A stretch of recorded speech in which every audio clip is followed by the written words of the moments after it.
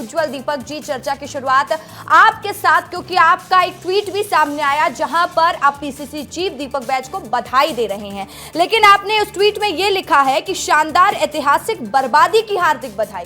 कहना क्या चाह रहे थे उज्जवल दीपक जी आप इससे?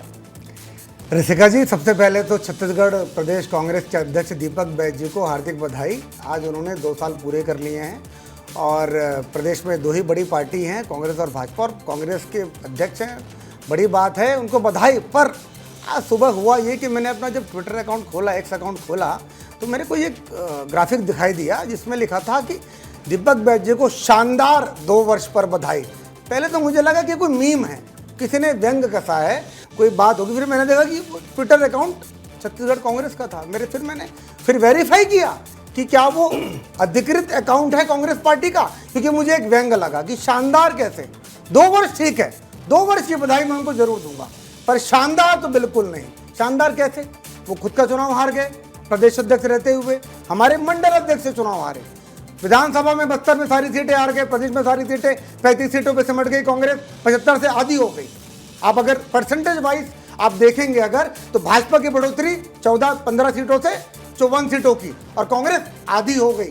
तो जो परसेंटेज है बहुत ज़्यादा। उसके बाद लोकसभा में सारी सीटें हार गए उनके नेतृत्व में। पंचायती चुनाव में, नगरीय निकाय में सुपड़ा साफ हो चुका है। अगर दीपक बैज जी ने 2 साल में कुछ किया है तो एकजुट किया है सबको, लेकिन कांग्रेस पार्टी के खिलाफ।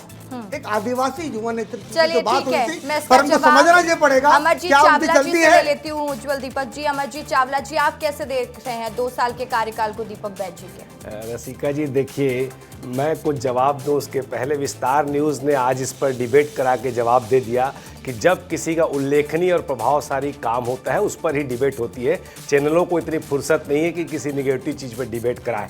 आज भारतीय जनता पार्टी के चंद काबिल प्रवक्ताओं में से अगर सबसे प्रखर वक्ता आज मेरे साथ डिबेट पे इस सब्जेक्ट में बैठे हैं, इसका मतलब ये है कि दीपक बैज जी का कार्य बहुत अच्छा है। देखिए क्या हो रहा है असल में ना, दीपक बैज के जो 2 साल में उल्लेखनीय कार्य हुए हैं सरकार को घेरने के, उससे ये घबरा गई है। और उसमें अंतिम जो पूर्णाहुति हुई हमारी, जो परसों संविधान किसान जवान महासभा हुई, जिसमें इतने भयंकर बारिश के बावजूद 25,000 की भीड़ जुटी, उससे ये लोग बौखला गए। असल में क्या अब तुलना होने लग गई है। एक तरफ भारतीय जनता पार्टी के आदिवासी मुख्यमंत्री हैं जो आदिवासी कहने में भी घबराते हैं, वनवासी और जनजाति की बात करते हैं, जो विश्व आदिवासी दिवस के कार्यक्रमों में भी नहीं जाते। और एक तरफ हमारे दीपक बैज जी जो लगातार आदिवासियों के हित में, चाहे तमनार का मामला हो, चाहे हसदेव का मामला हो, चाहे इंद्रावती का मामला हो, चाहे बीजापुर का मामला हो, इसी सारे मामलों को लेकर जल जंगल जमीन की लड़ाई लड़ रहे हैं। चाहे युक्ति युक्तकरण का मामला हो, शिक्षकों का मामला हो, युवाओं का मामला हो, नशीली दवाइयों का मामला हो, बलौदा बाजार का मामला हो, हमने लगातार 6 महीने सरकार बनते ही विधानसभा का घेराव भी किया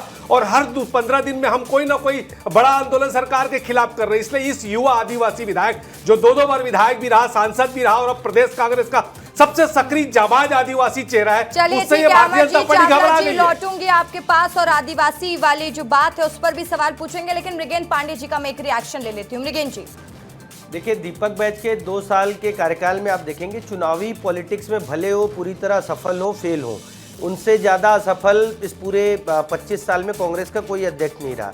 लेकिन दीपक बैज ने खुद बहुत मेहनत की है। आप देखिए, गिरौदपुरी से रायपुर तक पदयात्रा की, अभी रायपुर दक्षिण का उपचुनाव था, उसमें जो कांग्रेस जो कैडर बेस्ड नहीं है उसके 1000 से ज़्यादा लोगों को काम पर लगाया। हार गए, बहुत बड़े अंतर से हारे, लेकिन दीपक बैज ने काम किया। अभी अमरजीत चावला जी भी कह रहे थे कि किसान जवान संविधान, बारिश में कांग्रेस के इतने कार्यकर्ता आना वो अपने में बड़ी बात है और दीपक बैज की उपलब्धि है। लेकिन किसी भी नेता का मूल्यांकन, भूपेश बघेल का मूल्यांकन 2018 में वो प्रदेश अध्यक्ष बने, जब प्रदेश अध्यक्ष बने उसके बाद वो सरकार में आए तो मूल्यांकन उससे होता है। मोहन मरकाम का मूल्यांकन, क्योंकि जब वो प्रदेश अध्यक्ष बने उसके बाद लगातार चुनाव जीती कांग्रेस पार्टी, तो मूल्यांकन के हिसाब से वो कांग्रेस के सबसे फिसड्डी प्रदेश अध्यक्ष के रूप में हो सकते हैं और लोग मान भी रहे हैं।